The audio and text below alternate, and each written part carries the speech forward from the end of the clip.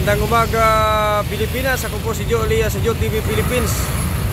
Ito po nga nakikita ninyo na traffic dito po yan sa Santolan.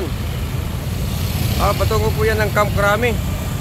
So galing po ng Cubao. Itong mga sasakyan na itong nakikita po ninyo ay sobra po ang traffic. Talagang pag ganitong oras naggrabe na po ang traffic.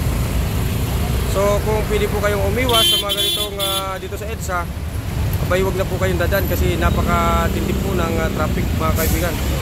So muli po tayo magbabalik sa iyo pang mga update. Maraming salamat. Ako po si Joe Elias sa Joe TV Philippines.